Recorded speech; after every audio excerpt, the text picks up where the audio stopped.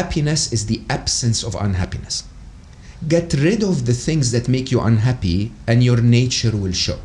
Okay? And everyone knows that.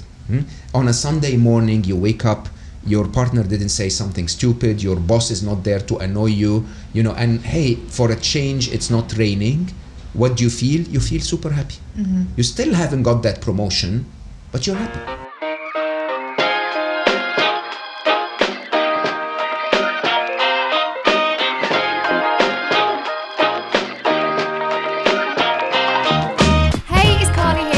Listening to the Made for More podcast, where I tell you everything you need to know to build your online empire. I cover mindset, marketing, and how to build massive momentum. And I promise you, I don't leave anything on the table. You know that you are made for more, and that's exactly why you're here. So let's stop playing small and start playing bigger.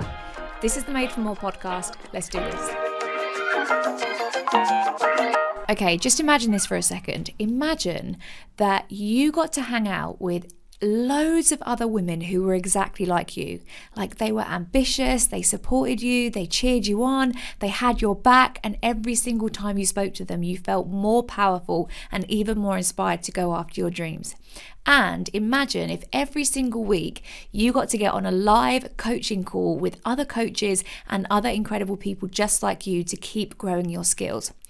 And imagine if all of those goals that you set yourself at the beginning of the week, you were held accountable to. So at the end of the month, people would come up to you and say, how are you getting on with that goal? Are you staying on track? And making sure that you don't fall off the wagon.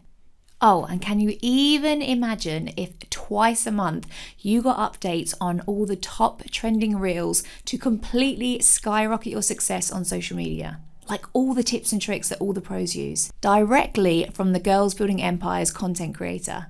Imagine if you found a place like that where there was a roadmap where you could literally come in, follow a roadmap to 6 figures and just completely let go of all the noise out there and follow a proven system for success. Can you imagine how cool would that be? And imagine if you could get all of that for less than $50 a month. I mean, that's nuts. I literally so wish I had this when I was starting out in my business, and this is exactly why I created the Startup to 6-Figure Sisterhood. I promise this is literally everything you've been dreaming for, because this was honestly everything I have been dreaming for my entire life in business. I know you're going to love the Startup to 6-Figure Sisterhood. It's the most incredible membership of people just like you, and I made it just for you to make sure that you stay on track with your goals and you can build your ultimate dream empire. Just head over to girlsbuildingempires.com/sisterhood and you'll be able to find all the details. You are welcome. See you there.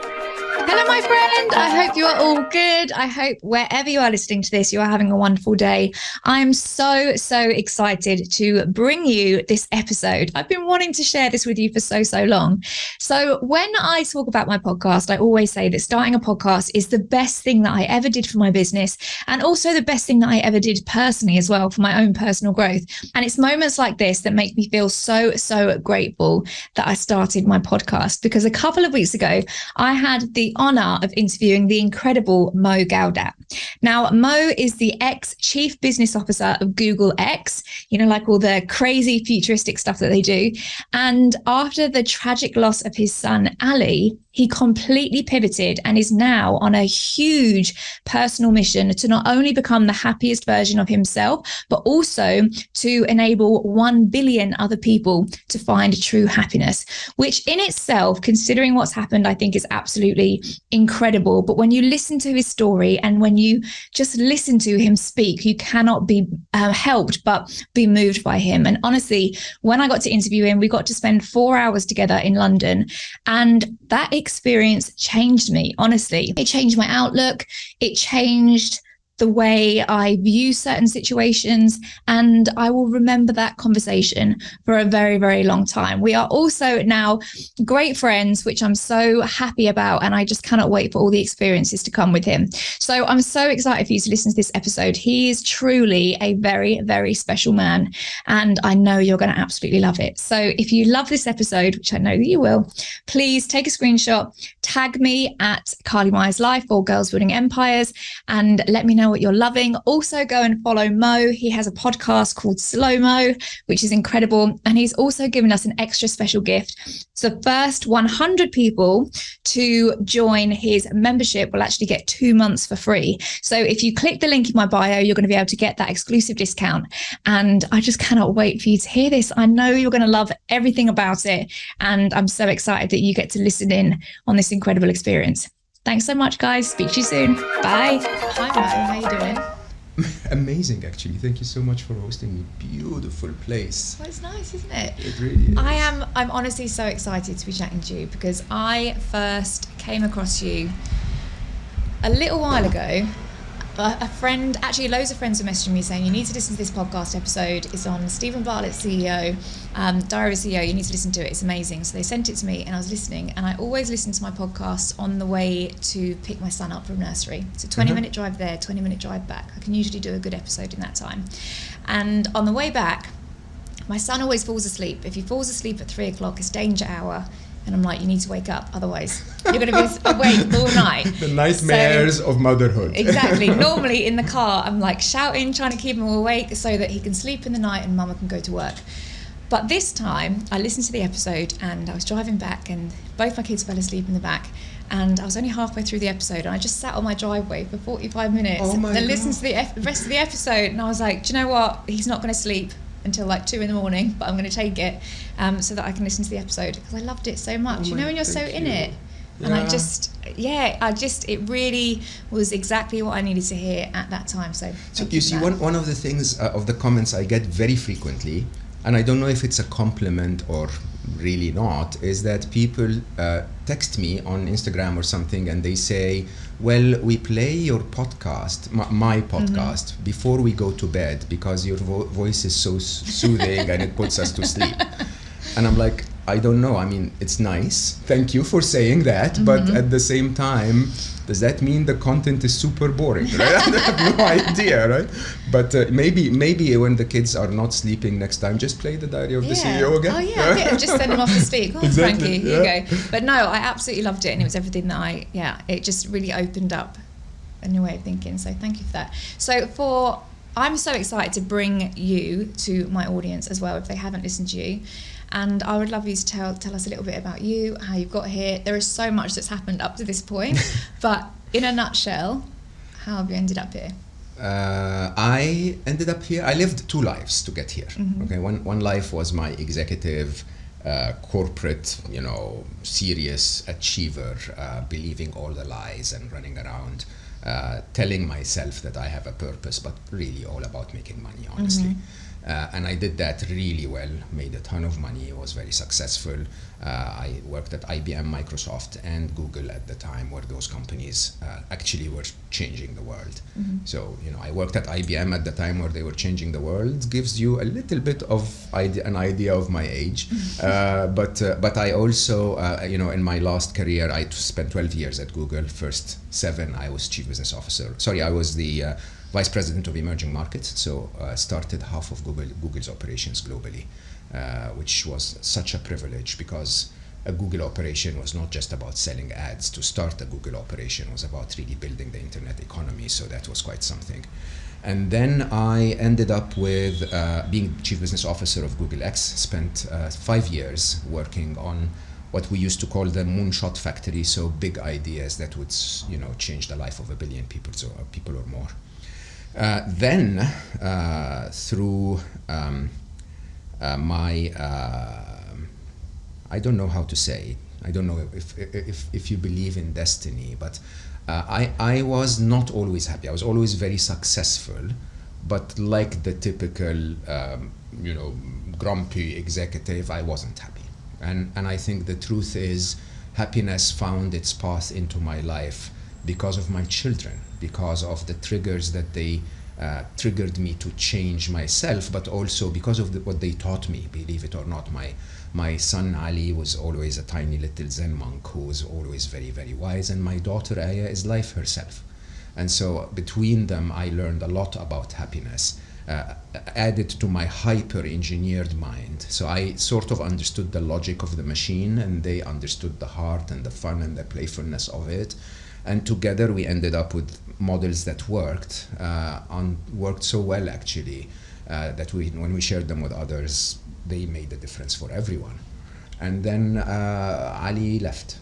He was 21 and a half, and he honestly and truly was the pride of a father. He was tall and handsome and kind and generous and wise and beautiful in every way. He had that hug to him that summed it all up. It was just unbelievable. And I'm this very serious, successful businessman, that tells the whole organization of thousands of people what to do. And then I would go home and Ali would hug me, and I'm like, yeah, that's amazing. That's it, right? And he sadly went for a surgical operation. Very simple actually, so an appendectomy, so basically 4 minutes operation.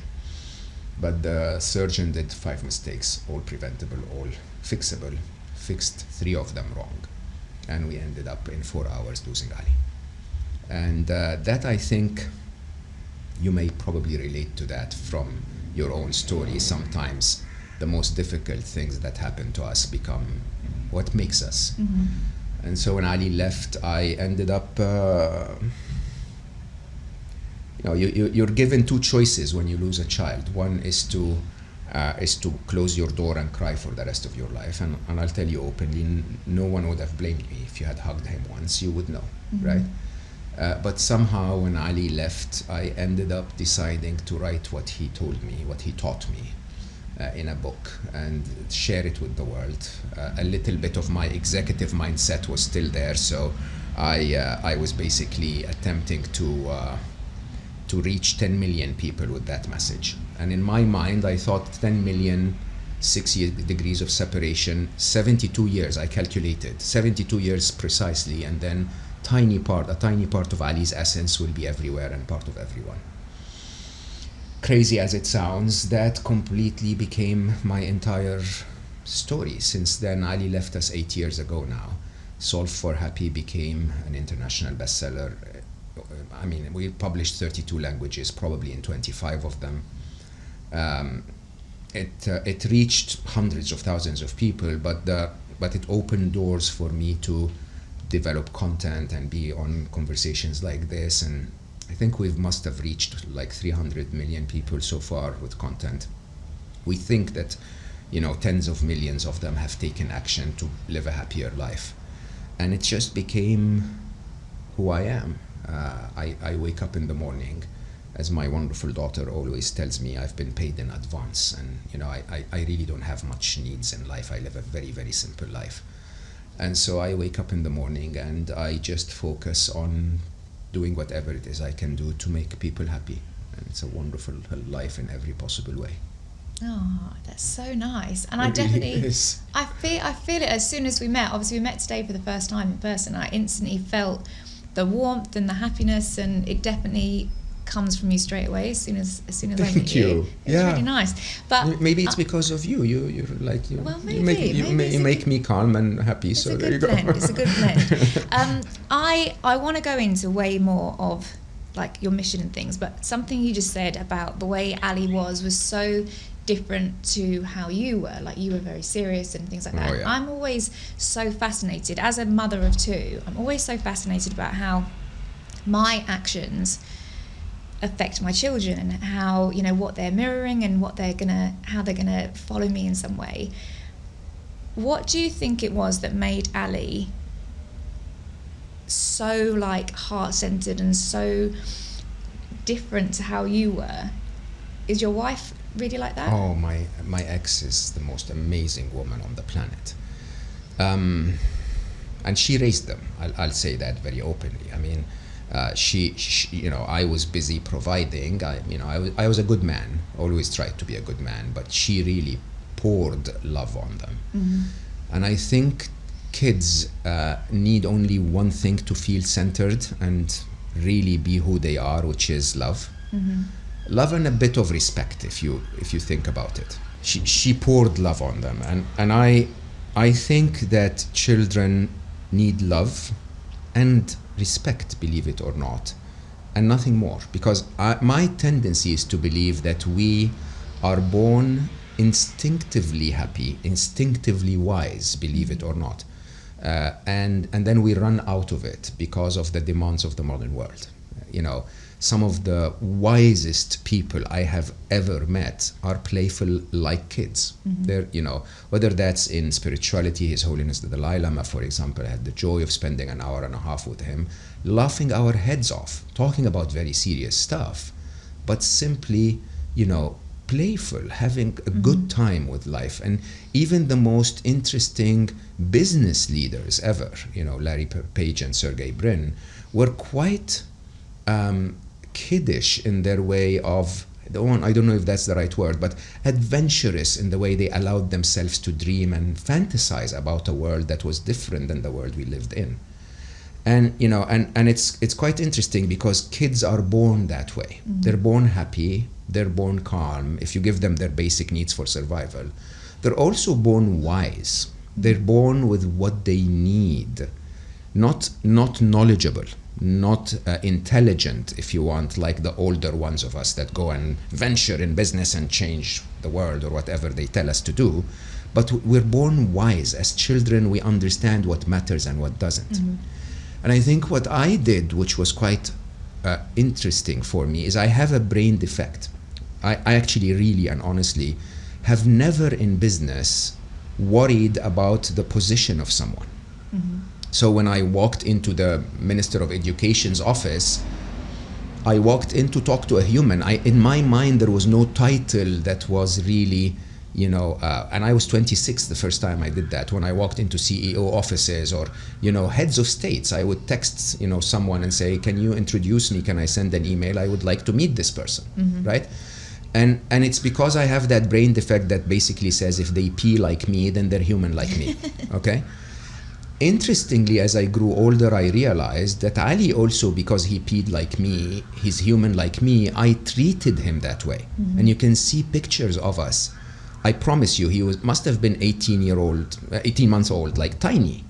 And you know, a friend of mine takes a picture of us from the back, sitting in front of a beach somewhere, clearly engaged in a very interesting conversation. I mean, I don't know if he even said words by then, but I'm like attentively listening, like I'm really looking at him, and you know, I don't know if he even said full words by then, but I was like really, really interested. And I think most of us, because of the ego of the role of a parent, we treat our kids as little things. Part of that is true because mammals, you know, our kids are born a little helpless. You need to protect them. That's fine. That's absolutely okay. But that doesn't mean that you need to treat them as less than you. And I think because of the way I treated Ali and Aya as equals to me, they became equal to me. Okay? They had their opinions, they had their views, they spoke about things, analyzed things, sometimes criticized things, and it was a you know, a one-to-one relationship, if you want. Having said that, I also believe that we think that we can tell our kids what to do. Good luck with that, right? I mean, you know, if you have ever been a child, you know that you never listened to your parents, right? You know that what you learned instinctively is how your parents behaved. If you know, if the door rings and you tell your kids, hey, go and tell them I'm not here, okay? But then when the kids come back, tell them, you know, don't lie. It's not lying is not a good thing, right? Which one will the children pick? They'll pick how you behave, not how you, not what you say. And so my view is that if you can become a good example for the kids in terms of respecting them, in terms of appreciating them, they become good parts of your life, basically. It's such a good point, and I'm just always so. When I look at especially my son now, he's so loving, and what you say about the hug, that's why I really asked, because I thought I always want Frankie to hug me like that. He's got the best hug ever and he's so sweet. So I always find it fascinating to know what parts they pick up on. So if Ali was still here now, what do you think he would be doing with his life if he was here physically? I know he's around. I'm sure you feel him every day. I don't know, actually. And I know this sounds like a very strange thing, but when Ali Habibi was in the intensive care room, and they kept us waiting. There was a policy, I think, in the hospital that if a patient walked in and then died less than 24 hours later, they would have to do a thorough investigation. And so they kept him alive on, I never spoke about that actually. They kept him alive on life support machines for 24 hours. Literally 24 hours exactly, like an hour before the 24 hours were over. Finally, a young intensive care doctor came to me and said, we don't think he's going to make it.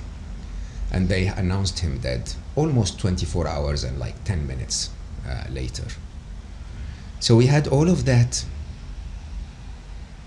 despair, all of the worry, all of the anxiety, all of the fear for what's going to happen for all of that time. I felt when he left. It was 4:11 in the morning. I felt it, okay? And then when he left, when they told me he's gone or he's going, I went into the intensive care room, and he was the same beautiful, beautiful, beautiful human that he's always been. Actually, so peaceful and calm, as he always has been. But he wasn't there. You know in your heart that this physical form is not my son. It's the vehicle that my son used to navigate this world, physical world. The interesting thing is, my ex was my wife then, is the most sensitive human on the planet. She's wonderful and beautiful and emotional and kind and sensitive and delicate in many ways. And so I thought, being the man, that I should protect her from that experience. So I said, okay, I'm going to go tell her. Nobody talk to her, and I will manage this. So I went to her and I said, Nibel, it seems that Ali is not going to make it. And she said, take me to him. And I said, baby, it's not a good idea. You don't want to see him in that state. Maybe keep the last memory of him as the hug that he gave you before he went into the operating room. And in a very, very assertive way, she said, take me to him. And so I did. The doctor that was kind enough to take care of us at the time basically said it's a good thing to get closure. So I did. And she walks in and she says, she kisses him on the forehead, and then she says, Habibi. Habibi is my love in Arabic. Habibi, you're finally home. Okay? And in many ways, I think that describes Ali to me. Because I don't know about people's beliefs about what happens after death. So in Solve for Happy, I discuss death from a scientific point of view, not from a spiritual, fluffy point of view.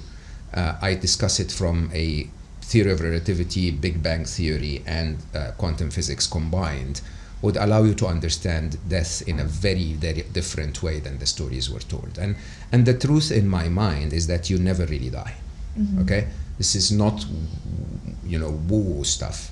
Just understand physics enough, the non-existence of time, understand the reality of life, that things happen or things collapse into reality because they are observed by life, and you understand that life always existed, that death is the opposite of birth, not the opposite of life. You come to this world through a portal called birth, and you leave this physical world through a portal called death, but that you're alive before, during, and after, okay?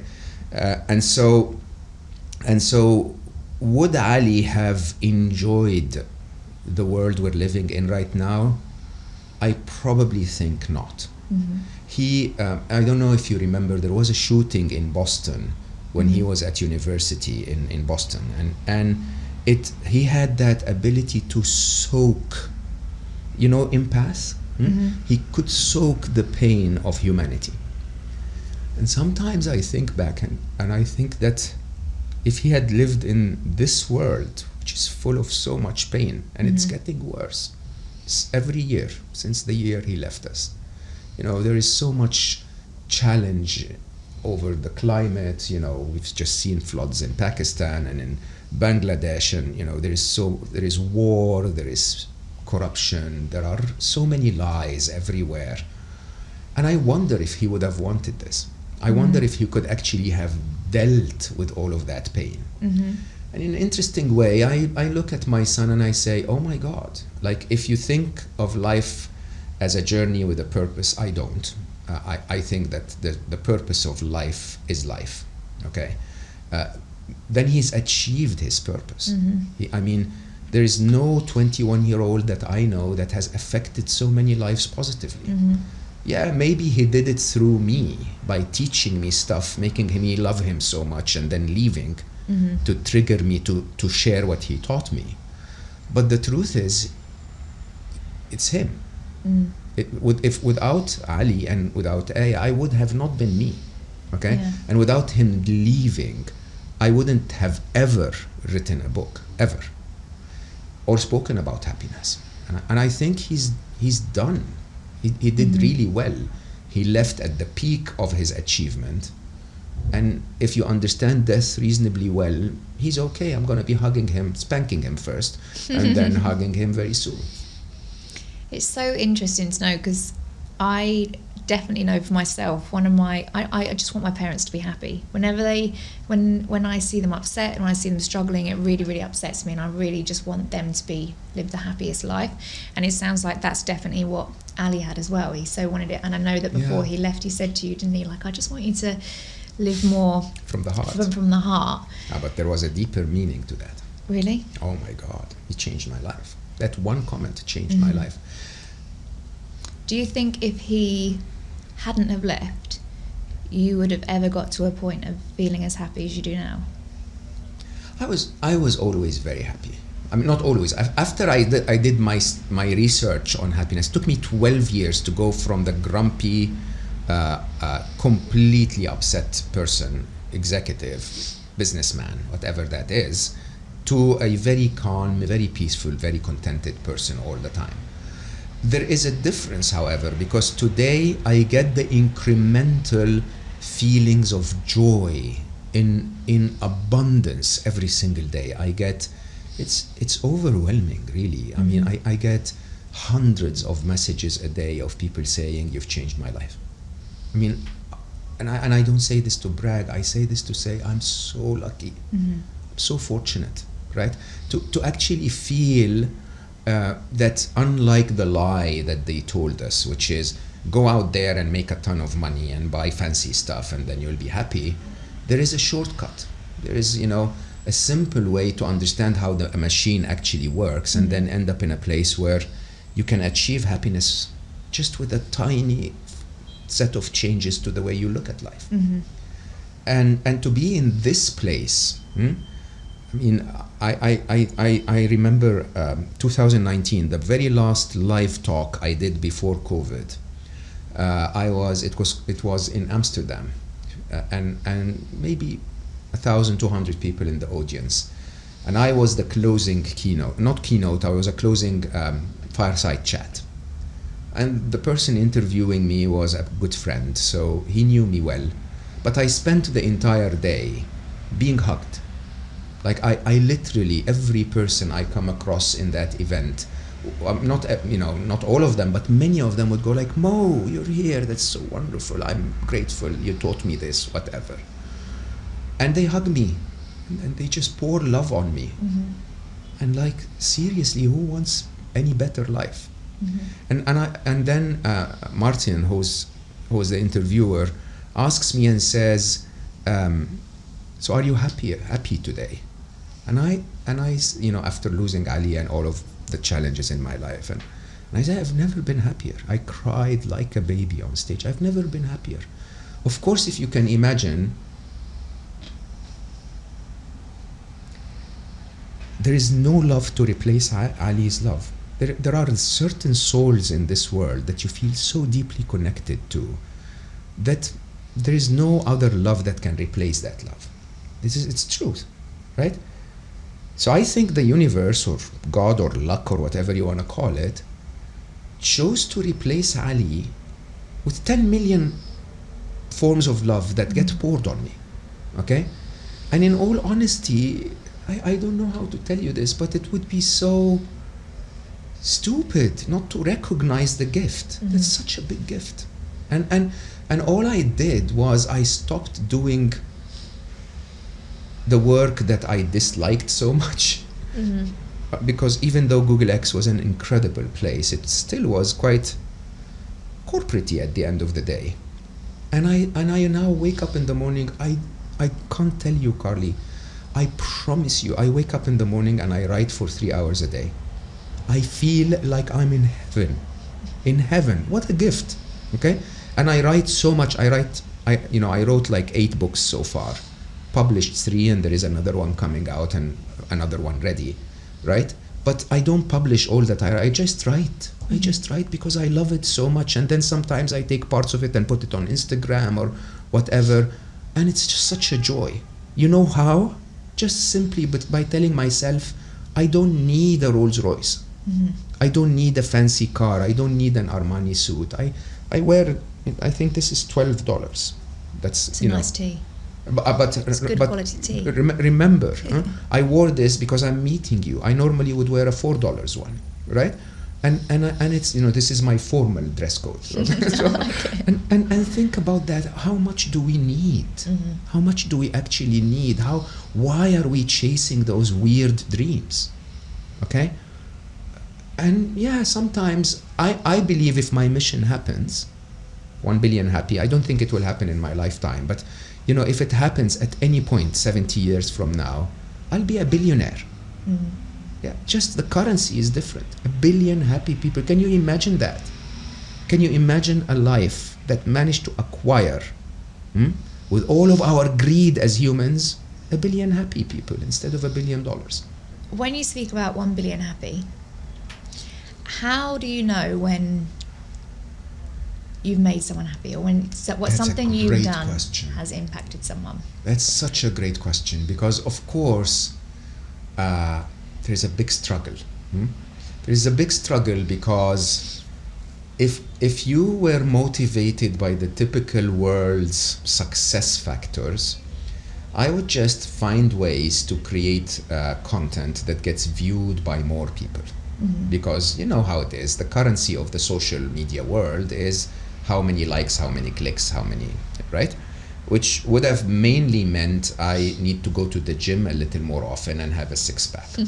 Okay, doesn't work as great as it does for the other side of humanity, but it still works. Okay, but that's not what we decided to do. We decided that 1 billion happy is a mission of impact. Okay, and so accordingly we measure. At least we try to. It's very difficult, but we try to measure people who have received a message that triggered an action, and the action is what matters. We want one of 2 actions. First target is we give you a message that basically says happiness is your birthright. Okay, it's achievable. It is predictable. If you work on it, like fitness, you will become happier. If you go to the gym and eat healthy, you'll become fitter. If you work and focus on your happiness, you'll become happier. But that's not enough. You get that message and then you slack. You're not part of 1 billion happy. What we need you to do is to take one of 2 actions. Either 1, invest in your own happiness. And that's actually quite trackable on the internet, right? Someone who clicks on that video and then goes from that to my profile and watches other videos or on Instagram, or goes from a piece of content written somewhere and then clicks on the work of Eckhart Tolle and tries to learn a little bit more about the topic. So that's someone who's investing in their own happiness, or someone that shares that content to others, so they're making others happy. Okay, because the mission really is built on what I always call a positive Ponzi scheme. Okay, all we're trying to do really, because we don't, the mission statement, we're a tiny team of 4 people, and the mission statement clearly is, by the end of our lives, our contribution, we want 1 million champions to champion 1 billion happy, and we want to be completely forgotten. Okay, and this is really important, because if we're not forgotten, then the mission collapses when we're no longer there. Okay, now how do you do, the only way to do that is to build a Ponzi scheme, literally a pyramid scheme, right? So if I can tell you something, you heard me on Diary of the CEO, and then that triggered an action from you that asked you to get me to host me, and so I can reach your audiences. So I triggered you and you triggered others. Okay, and probably if your audiences enjoy the conversation, they're going to ask for more happiness content, so you're going to get the real teachers and they'll teach more, right? And so that movement, if everyone tells two people who tell two people who tell two people, is the definition of the exponential function. And the exponential function is the only thing that has ever changed the world. Okay, nothing that anyone can do alone will ever change the world. It's us triggering 2 who trigger 4 and 16, 32, 64. This is why technology is accelerating. This is why economies collapse and rise. This is why everything works. Is exponential. So I believe I believe, I don't know how to say this, I believe we've already done it. Okay, it's just we've done it in maybe 2030 or 2040. But there is enough movement now, not just because of me, there are so many people, including yourself, who are focused on that topic now, that enough of the lie, enough of going out in the world to acquire things that we don't need to impress people we don't care about. Okay, and I think more and more of us now are saying, but how about my well-being? How about my mental health? How about my happiness of my loved ones? And I think now that the topic is a topic of focus, it's going to happen. It's going to eventually get there. 100%. I like what you said about the fact that you think you've already done it, but it will show up in time. Because that's the thing, isn't it? It's our actions now that show up later. It's not always a direct, result right now. And I would love to know, as someone listening to this, I think that the beginning stages of finding happiness, and I've been on this own journey myself, is actually discovering that actually you're not that happy. And some people think that they're happy because they're not unhappy. Do you know what I mean? But they're just kind of in this limbo, like, meh, yeah, I'm okay.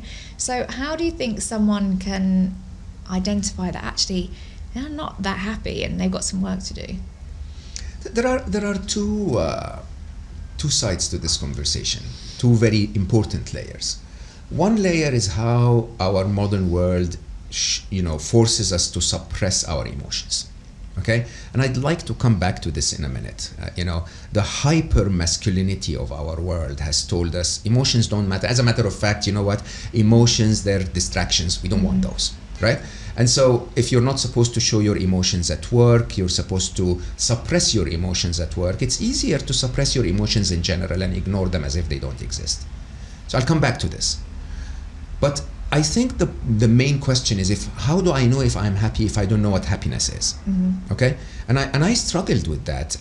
Remember, my challenge in life is I am actually more feminine than masculine. So my book after next is called Her, and Her is around the idea of the feminine and the masculine, and that man and woman are just biological descriptors. Right, LGBTQ are gender identity and sexual preference descriptors. Okay, but feminine and masculine are sets of qualities that we live by that exist in each and every one of us. Okay, you have masculine qualities in you sometimes. I see the smile nodding. I'm laughing because I am like probably 90% masculine in my behavior, which I'm trying to switch. But probably 90% feminine in your nature. Yeah. Okay. I don't know you that well, but I think most of us who tend to sway so far off are to compensate for what they thought were weaknesses.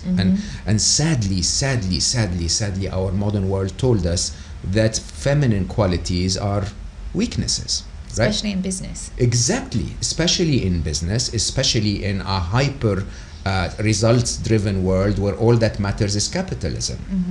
When capitalism, nothing wrong with capitalism other than its target. So I follow a very capitalist approach to 1 billion happy. Only the target is the number of happy people, not the number of dollars. Right? Now, when you think about it this way, you start to see that we don't understand with our analytical brain. we never really had an understanding of what happiness is. It's that mushy feeling that you feel, you know, that you like so much. And, you know, if, you know, an attractive someone loves you, you feel it. But if the attractive someone pisses you off, then you don't feel it anymore. And then, you know, you're stuck in traffic and your best friend calls you, then you're happy. And then it rains and you're unhappy. And it's just this so mushy, okay? And I struggled with that. At the early years, I was hyper masculine. I was like you, I was living 100% in my masculinity. And so I tried to find my happiness, and they tell me, say and I get pissed off. Like, what's Like, explain this to me, right? And so I started to think of happiness as an engineer. And it's actually quite interesting, because there are 3 assumptions that people need to understand about happiness that are misunderstood in our modern world. First of them is you need to strive to find happiness. With 4 minutes research on YouTube, including your own kids, if you look at infants are happy by default, okay? They are, you know, if they're fed, safe, given their basic needs for survival, an infant is giggling, lying on their back and playing with their toes and happy like you can be, okay? And it's quite interesting, because they don't ask for an Xbox or likes on Instagram. They don't want a fancy car. They don't want anything to say, you know, your squishy bum is amazing. They don't care, right? They're just happy, naturally happy, if they're given their basic needs, okay? That's the opposite of what the world tells us. The world tells us strive, okay? Get that car, get that attractive girlfriend, get that fancy suit, get that a vacation home or vacation destination, right? And the truth is, none of those things ever make you happy for more than 7 minutes, okay? That attractive girlfriend makes you very happy when you show up next to her in front of your friends the first time, and then maybe she becomes the reason for your unhappiness for years to come, okay? Or months or weeks or whatever. Now, here's the truth. The truth is, we are born happy. That's assumption number 1. It's innate within us to be happy if our needs are met. Assumption number 2 is even more interesting. They say, go and get all of those things and you'll be happy. We know that they don't make us happy. What they should have said is, happiness is the absence of unhappiness. Get rid of the things that make you unhappy and your nature will show, okay? And everyone knows that. On a Sunday morning, you wake up, your partner didn't say something stupid, your boss is not there to annoy you, you know, and hey, for a change, it's not raining. What do you feel? You feel super happy. You still haven't got that promotion, but you're happy, right? And it's quite interesting. Happiness is the absence of unhappiness, is exactly how children behave. A nappy gets wet, the child cries. Reason for unhappiness. You change the nappy, then the child goes back to calm and peaceful contentment, right? Assumption 2. Any human being that would get to that, I was miserable at the time I discovered this. 2004, I think, is when I discovered this. I was in Seattle. I remember vividly. You know, and when you know, I was always happy, and then I ran out of happiness when I engaged so heavily in the modern world. And then any human being, any typical human being, a normal human being would look at this and say, okay, I can have a list of the things that are upsetting me, tick them off one by one, remove them from my life, and then I'll go back to happiness. Not the way software engineers think. So at the time, I found myself saying, oh, interesting. I can probably write an algorithm that can describe the things that trigger my unhappiness, and then code a piece of code that, I swear to you, I know it sounds nuts now, but that's exactly what I said. I can write a piece of code that can predict those up front, okay, and tell me how to prevent them. Tell me to prevent them so that I'm always happy. Happens to be true. There is an algorithmic way where our happiness and unhappiness is triggered. So I wrote 92 points in my life where I felt happy. And I started to do what mathematicians try to do. I plotted them along charts, so they look scattered, and I was trying to find a trend line between them. Because that trend line, if you can find a fitting line that appears to approximate the data, the equation of that line is how happiness behaves, right? And so you get moments like, I feel happy when I have a good cup of coffee. I feel happy when I'm having a wonderful chat with a wonderful person. I feel happy when I learn something new, or when my daughter smiles, right?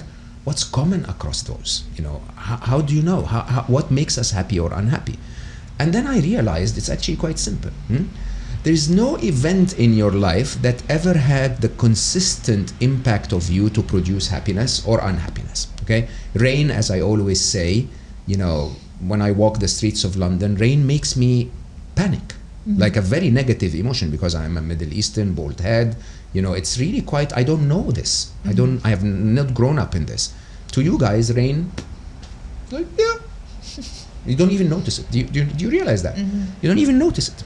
Now, rain itself has no inherent value of happiness for you. Okay, rain sometimes makes you happy. Okay, if it rains on your ex-boyfriend's wedding day, and sometimes makes you very unhappy if it rains on your planned wedding day. Okay, so what's happening here in mathematics? That basically means that happiness is not just a result of the event. It's the result of a comparison that happens in your head between the event and how you actually want life to be. On his wedding day, you actually want it to rain. Okay? And so when it rains, life meets your expectations, you're very happy. Okay? As a matter of fact, if it didn't rain that day, you would go like, what's wrong with life? You understand? And so you can summarize that in a very simple mathematical equation. Your happiness is equal to or greater than the difference between the events of your life and your expectations of how life should be. Okay?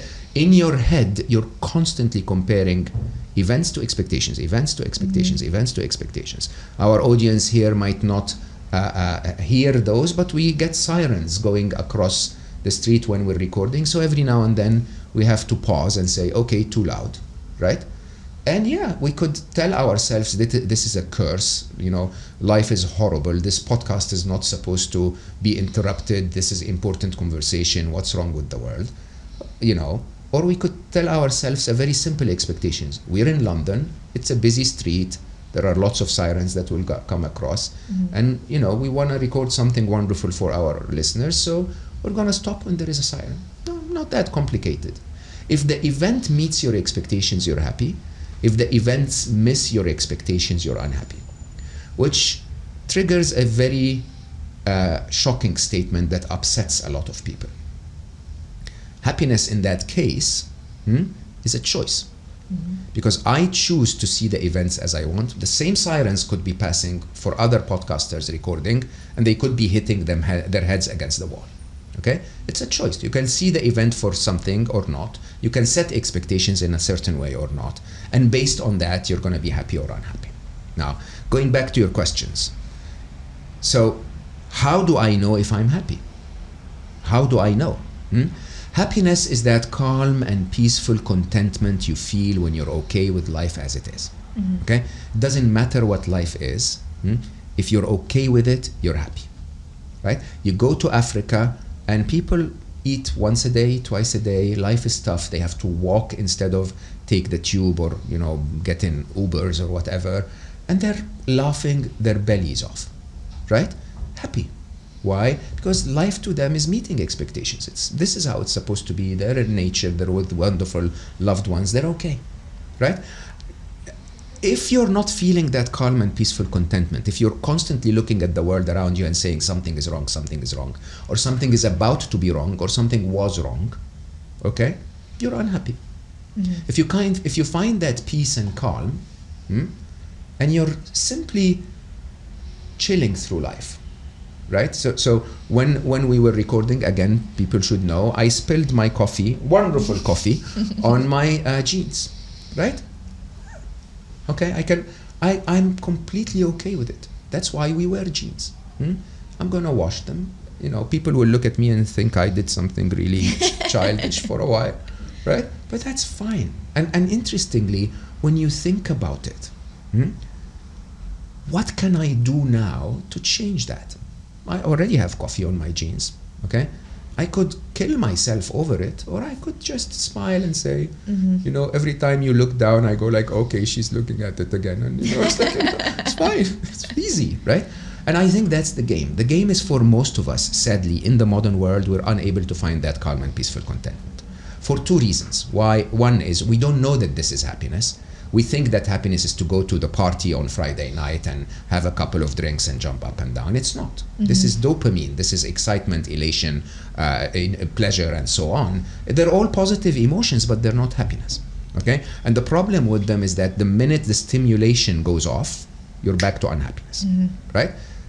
This is one reason. So one reason is you don't know what happiness is. So you think you're happy. You think you're happy to go to a party. You think you're happy because now people look at your title on LinkedIn and say, he or she made it. You think you're happy because, you've acquired things in life. But that's not the truth. The truth is, I can wake up in the morning like I do when I sit down to write, and I go like, I want nothing else. Okay? You can offer me a Ferrari right now, and I would say, why would I need it? I'm writing. Okay? And that's the truth. Huh? That's beautiful feeling. The other, sadly, is that we are taught in the modern world to suppress our emotions. We are told that emotions are weaknesses. Okay? They're very unpredictable. We don't want to deal with them. And so, hey, by the way, when you're unhappy, either hide it, push it to your knees, okay, or go cry in the bathroom. I do not want to tell you how many people go and cry in the bathroom, okay? And so what do? We suppress it. We tell ourselves, instead of showing unhappiness, when someone comes to you and says, hey, how are you doing today? You answer and say, I'm fine. I'm just fine. Never been better, okay? Are you really? When someone asks me, how are you in the morning? You know what I say? I say, well, I'm actually quite energetic today. I don't think I'll have a coffee with caffeine, but my neck is strained a little bit and I'm so excited to meet Kylie today. Okay? That invitation that someone gives you to go and reflect and become aware and look inward and see how you actually feel. Most of us don't do that. Okay? Most of us don't ever sit with ourselves and say, how do I actually feel about Jacqueline? Okay? How is the presence of Jack in my life affecting me? Okay? Am I really, really happy with that commute every day? Do I want to swipe on Instagram for 3 hours a day? Nobody ever does that. And so accordingly, you don't know you're unhappy, you don't do anything about it. I guess some people also don't really want to realize that they're unhappy because then they have to do something about it. Yeah. So they don't want to face it and be like, actually, it's just easier to keep doing what I'm doing, keep spending time with the same people. It's easier, it's more comfortable, I'm just going to stay here. Sometimes facing how you really feel is quite uncomfortable, isn't it? I think that's very, very true. Many people basically prefer to be seen by themselves as successful in achieving what they want than they want to actually be happy. So they basically say, no, this is the life that I want. I am very happy to wake up every morning at 4 a.m., go run my head off so that I stop my thoughts. Okay? And then while I'm at it, I might as well tell the world that I'm going to run half a marathon so that I get another little star on my little homework book. And then go to work and say the same words, synergy and ramp and growth and all of the same words that everyone says so that I fit in, and then eventually end up in a party at night smiling and saying the same exact things, just going home and telling myself, okay, I've made it. This is how life should be. And yeah, if you're not telling yourself I should be happier but I'm failing at it, then you're not unhappy about the fact that you're unhappy. Interesting.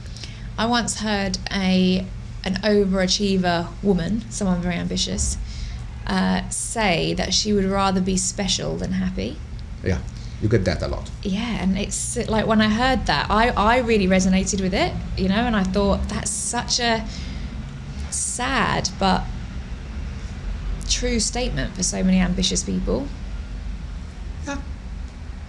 I found it sad. I think probably because I resonated with it and I was like, oh.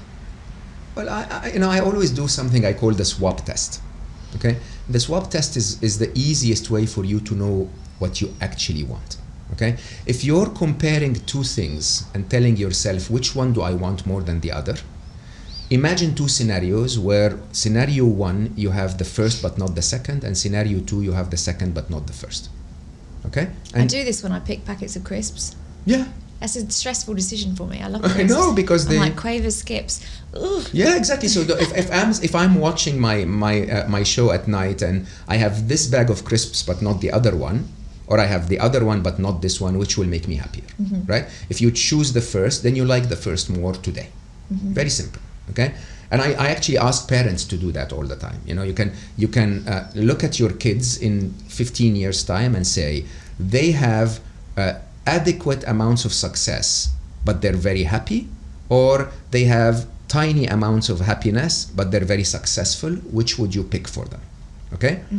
Interesting, huh? Because we raise our kids for success when in reality all we want for them is to be happy. Now ask yourself that and tell yourself, if all the stars aligned, and I had an adequate level of success. I'm not homeless. I'm not surfing in Australia and not producing anything. I'm actually not that this is a bad thing, by the way. But I am reasonably successful. I have reasonable needs met, and I'm really happy, really enjoying my life, really contented, really peaceful with what I'm achieving. I'm happy. Is that a better life? Or if I have all the money in the world and I'm miserable and depressed? The latter are all of those celebrities that are swimming in money and fame that commit suicide. Okay? And if you know in your heart that this is what you want, truly and honestly, go for it. I don't know anyone who, if I told happiness is predictable, I can show you how to get it. It's really that simple. But you're going to have to include it in your priority list, like you include running the marathons, like you include going to the gym if you do, like you include meeting your best friend, like you include going to work, like you include saying I'm fine. Okay? If you add a few little habits, you can find happiness too. Would you pick that? Of course. Everyone will say yes. It seems to me that because of the way, so I explained the happiness equation, events minus expectations, right? It seems to me that happiness is that calm and peaceful contentment is one of our two modes of survival. So humanity survives in two ways. One we know, it's called fight or flight, right? You are stressed, something is threatening you, you get flooded with stress hormones, cortisol, adrenaline, and so on. You run away from the tiger, or you jump on that little smaller guy in the school because you don't jump on the bigger one, and you fight, right? That state is called, is basically the state where your sympathetic nervous system is engaged. It's fight or flight, it's superhuman, but it's supposed to be very short. The other state most humans don't discuss, okay? But it's as vital for your survival as the state of fight or flight, which is when the parasympathetic nervous system is engaged, okay? Which is a state of, normally they call it rest and digest. Basically, this is the state, because fight or flight, because the stressed state, because the state of stress is a state where you literally divert the blood away from any non-vital organ at this moment. So all of your blood goes to your sight, your eyesight, to your brain, to your muscles, but none goes to your digestive system, to your liver, to your kidneys, to other vital functions. If you do that for a minute or two or 7 or an hour, it's okay. But if you do it constantly with stress, you end up in a state where you're depriving your body from the energy it needs to take toxins out of it, to replenish your muscles, to reflect on topics, to build memories, and so on and so forth. And so happiness is basically that trigger. That happiness, as in calm and peaceful and contented, is your brain looking around it and saying, I scanned the world around me and it seems okay.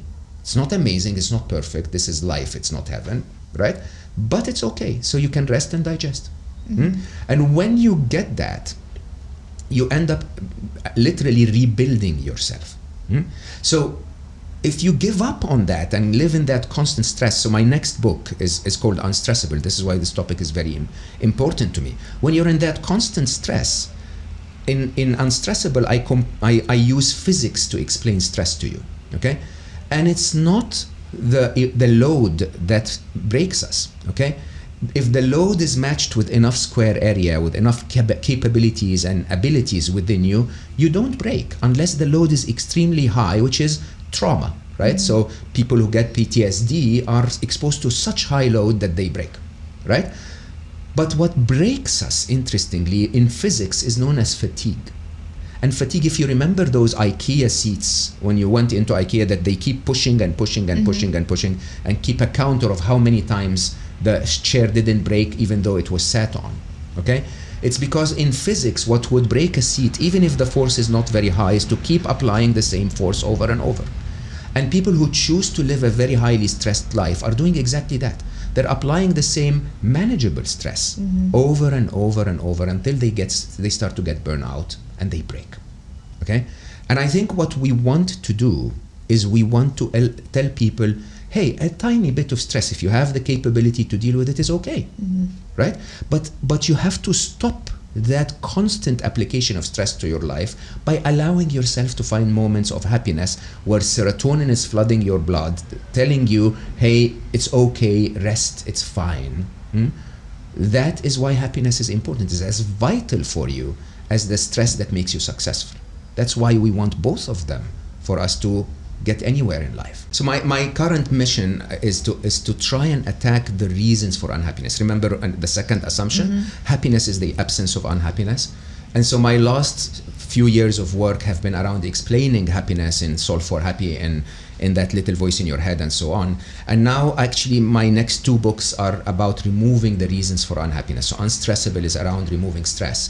So eye-opening when you really think about it. If you understand, you know, we follow, I'm writing it with a wonderful British author, Alice Law, who's a stress management expert, and we follow a very simple model, you know, limit, learn, and listen. So basically, if we can show you how you can limit stressors, remove them from your life, or listen to your, what we call, you know, we think that there are 4 ways we feel stress: mentally, physically, emotionally, and spiritually.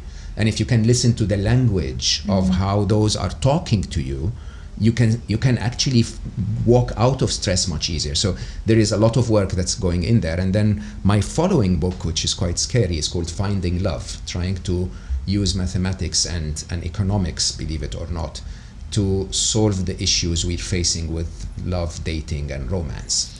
Really? Which is so eye-opening when you really look at the mathematics of it. It's really not that complicated at all. We're just looking for love in the wrong markets. If you use economic, and if you look for it in the specialty markets, as I call it in the book, it actually becomes quite a lot easier, a lot more likely, more probable. Really? Yeah. That's so interesting. I love love. I that's such a beautiful statement. I love it. I say, my partner always says to me all the time, whenever I watch something on telly, I always cry, like, all the time. When I see people falling in love, I love watching First Dates, and there's like an old couple and they fall in love, and Kurt always says to me, you love love, don't you? I just love it. Yeah, my assumption, which I don't know if people will agree with me, is that if you know anything about the complex part of physics, quantum field theory, for example, you understand that there are fundamental particles of which everything is made. You know, electrons and so on. Everything is made up of those, right? But that's in the physical world. So in Finding Love, my first chapter is an attempt to say there is a physical world and there is a non-physical world. Love exists in the non-physical world. You can't measure it with a meter, right? And everything in the non-physical, I call it the spiritual field theory, is also made up of fundamental elements. One of the fundamental elements is love. Consciousness is a fundamental element. And believe it or not, it's not that love is found, you don't grow to love someone. You actually find your love for someone because that love always existed in the spiritual field. That love is always, it's what we're made of. And it's so shocking for me that we've reduced it to all of the other things that we talk about when we speak about love. You know, when we're in a relationship, or when dating, or when we're seeing someone, or whatever, there are so many more layers to that complex relation than love itself. There is, you know, romance, there is passion, there is partnership, there is friendship, there could be companionship, there could be, you know, support, and so on and so forth. And yet we call all of this love. And then when parts of this go wrong, we tell ourselves our love has failed. Love has never failed. Love has always been there. Okay, will always be there. I mean, I love my ex deeply, until today, we're in touch. We're constantly doing things together. We're constantly, we feel that love and appreciation for each other. The fact that we don't sleep in the same bed anymore doesn't take away from that love. And I think if we realize that it's so fundamental for our non-physical survival to have love and consciousness in our life, I think everyone would love love as much as you do. It's what we're made of. So are you looking for love? Now that you know what love is, are you looking for it? Why do I put myself in those situations? I know, I always find it fascinating because when I fell in love with my partner, I definitely was not looking for it. And you know, people always say when you are least looking for it, you fall in love. Now that you have figured out love, or at least understand it a little bit more, are you actively looking for something? Remember when I told you I'm submerged in love? I have so much love in my life. At the same time, I'm actually going through a very interesting phase of, believe it or not, how am I saying this in public? Of monkhood. Oh, really? Yeah. So I went on an amazing experience. Literally 3 weeks ago, I went on a 40 days alone in nature retreat. Not an organized retreat. I spent 40 days alone. I've seen my landlord 3 times or something for 10 minutes each, but otherwise I was completely alone. And it seems to me that on our spiritual path, call it our path to understanding and insight, it seems that everyone who's ever found anything significant chose to be on a period of less physical world and more spiritual world. And so for the first time in my life, I actually ended up in a place where I had an experience of that. And so I came out of it and I said, I want to continue this for a while. Which is quite interesting because when I was talking just a few months ago on Stephen Bartlett's podcast, the 2nd episode, I was simply saying, well, I am in a stage where I actually am open to exploring alternative models of love. And now I'm basically in one of those alternative models, which is completely off the market. I don't know if that will mean that people will switch off the podcast now, but it's also a very interesting experience. It's a very, very interesting experience which I have never had in my life, ever. Well, I guess it opens up the space to fall in love with yourself more, doesn't it? I'm okay there. No, I'm actually quite. I came to a conclusion a couple of years back after a lot of attempts to do good in life that I'm okay. You know, nobody's perfect ever. I mean, we're all flawed in so many ways, but I think I don't have evil in me. Like my mistakes are mistakes; they're not with bad intention. And there are many, but I told myself if you make mistakes but they're not badly intentioned, you're okay. Yeah. So I don't dislike me, and I don't push me as hard as I used to at all. As a matter of fact, a big part of that monkhood and the attempt to spend a lot of time with me is to stop pushing me. Because interestingly, when I went into 1 Billion Happy and all of my author career and my podcast is quite demanding. You're going to, our listeners are going to enjoy my conversation with Carl Leon Slomo as well. But it is very demanding as a life, in a way that doesn't allow you the space to reflect on things that we all need to reflect on. Okay, and I think it is quite interesting that if you stop pushing yourself, part of self-care, not necessarily self-love, it's part of self-care because they're different. You end up finding that space to say, interesting. If I record all of my podcasts in a matter of a week and then I have 3 weeks, free, I can perform better in life. I can write better. I can spend more time with my loved ones and so on.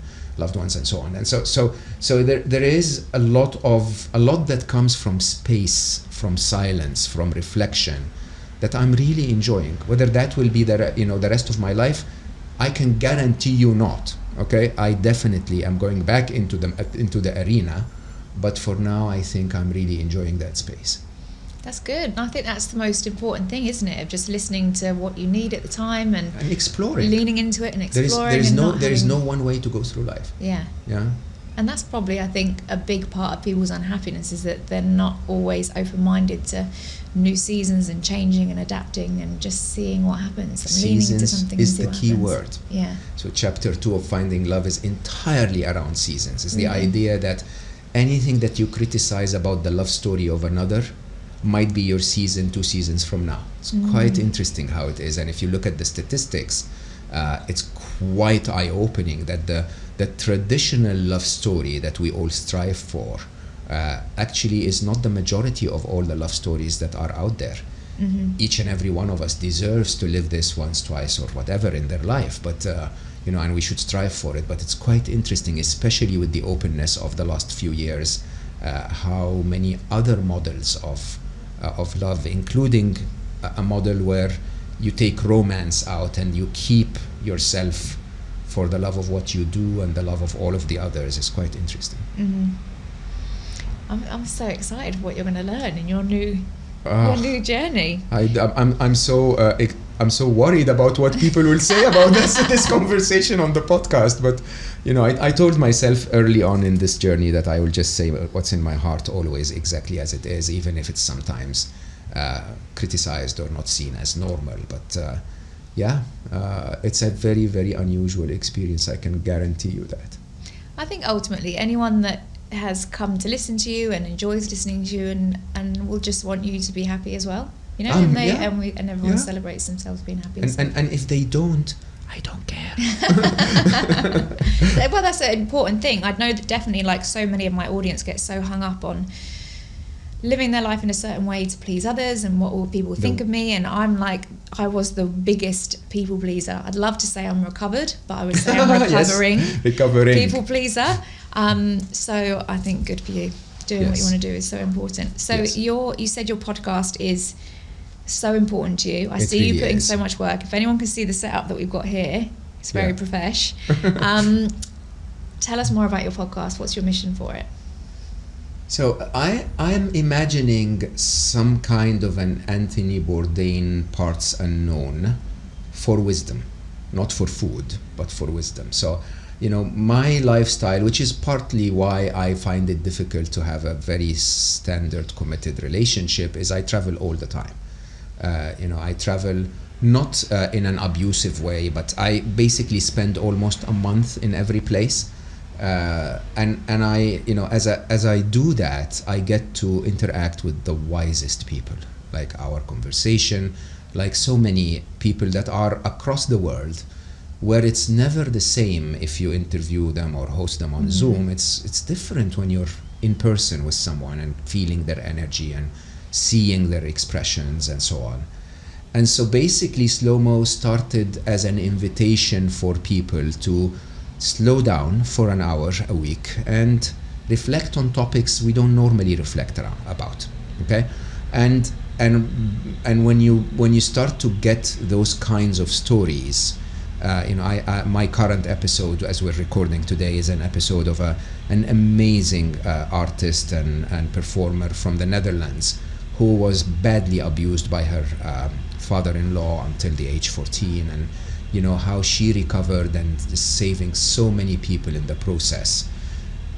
Some of us sadly go through abuse as children. As a matter of fact, it's quite staggering, the statistics of how many, but some of us don't. And I think for both to relate to her experience, which none of us had, is just so eye-opening, so connecting, so amazingly informative and educational. And so that's what Slow Mo is about. It's an invitation to slow down for an hour and live the life of someone else. No big business, no, push yourself hard, no, this is what entrepreneurs do, which I think is important, but it's the job of other podcasts. This is basically, after you've done all of that, take an hour for yourself. And during that hour, find exactly, what you want to do about a topic that you may have never given the thought to. Yeah, and it's been so rewarding for me because I sit there and I learn myself. I mean, from your story and the story of others, I will never be a professional dancer. I mean, think about it. So, I don't know. You look like you could do a good jazz pounce split leap. I don't think so. I think your expectations of me are going to lead to unhappiness. But no, I agree. My podcast has brought me the most amazing people. Like, I never would have got to connect with you through the podcast, and I think podcasting is amazing, isn't it? Yeah, it's so good. So at the end of my podcast, I always ask a couple of questions. I'd love to ask them to you. I would like you to finish my sentence. So success is? Success is achieving what you set out to achieve, that matches your potential, not what they told you to achieve. I like that. And success is also to try your absolute best and fail. That's success. It's interesting that you use failure as a part of a success. I agree, but it's an interesting one that most people wouldn't connect. Look, trying your best is the best you can do. And the only way your best becomes better is if you fail. If you succeed, you don't become better. You realize that, right? So if people react to my comment about my choice of monkhood with a lot of rejection and negativity, that would actually, don't if you don't have to, but but that would actually get me to think about it, to consider it differently, to say, what am I missing, to ask a few questions, to go to other people that I know and say, what do you think of that? And then I'll have a more informed view. Okay, if everyone says, well done, Mo, amazing choice, great, good for you, okay, then I will say, okay, that's it. I never need to reconsider this again. It's when we're pushed by life that we become better, that we become the best of what we can be. And my theory is that life is a video game. Truly and honestly, in every description of it, it is a game. It's an infinite game. And I am a very serious video gamer. I'm Olympic champion level video gamer. No, seriously. I mean, I don't know. I never share my gamer name because I'm the one that killed you last night. Okay, it's true, right? And so, in an interesting way, gamers don't play to win, and true gamers, like true serious gamers, we don't play to win. We don't play to score the next shot. We don't play to get the highest score. We don't play to get trophies. We play to become the best player we can become. That is remember we spoke a tiny bit about the purpose of life.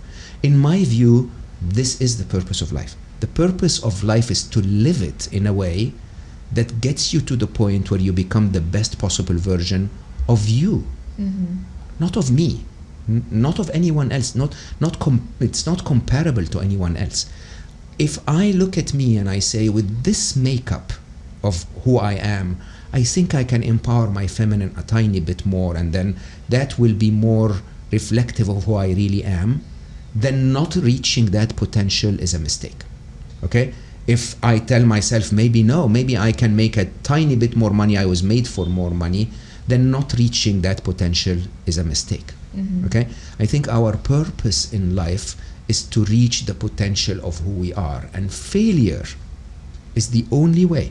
It's those shots in the game that you don't take or that you make a mistake on that teach you to next time look left. That's how it is.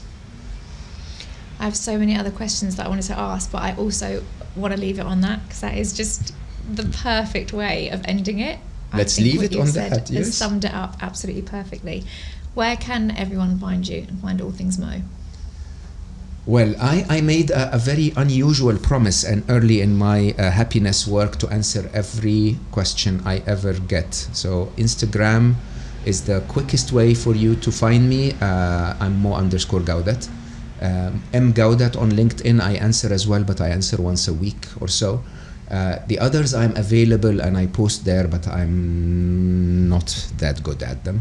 Otherwise, mogawdat.com, you have everything about my books and my podcast and all of my work on Stressable coming out and the membership and so on.